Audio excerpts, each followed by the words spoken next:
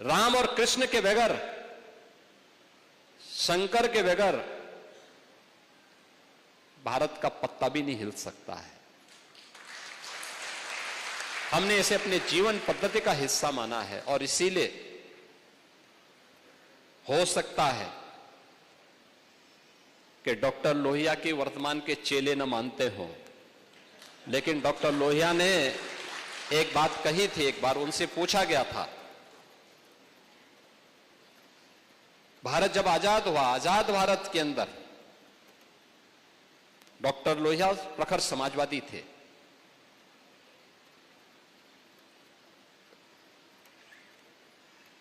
कांग्रेस के कट्टर विरोधी थे,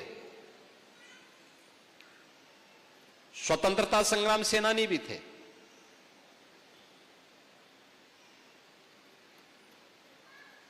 आजादी के बाद दुनिया के अंदर आशंका उठाई जा रही थी कि भारत बहुत दिनों तक एक नहीं रह पाएगा, भारत फिर से विभाजित हो जाएगा।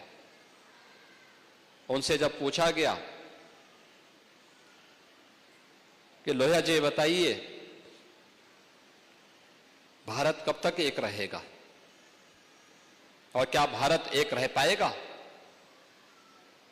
उन्होंने कहा, यह प्रश्न भारत पे नहीं उठने चाहिए। लोगों ने कहा, दुनिया ये बोल रही है। उन्होंने कहा, दुनिया अभी भारत को समझ नहीं पाई है। जब तक भारत के अंदर राम, कृष्ण और भगवान शंकर की पूजा होती है, वो रहेगी, तब तक भारत का कोई बाल बांका नहीं कर पाएगा।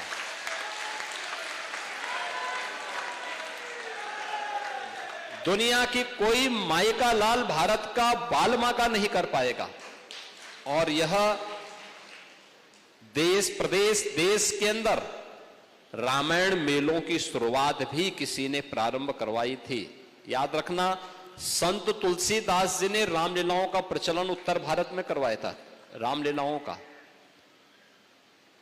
और रामायण मेले का प्रचलन शुरू किया था डॉक्टर लोहिया ने।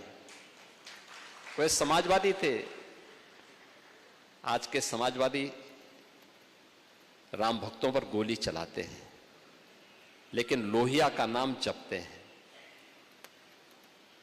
मैंने इसीलिए कहा ना, जब व्यक्ति का आचार और विचार में समन्वय नहीं होता है तो उसकी दुर्गति होती है। और जो राम का विरोधी है उसकी तो दुर्गति हमेशा होनी ही होनी है। उसको सफलता नहीं मिल सकती है, उसको सदगति भी नहीं मिल सकती है।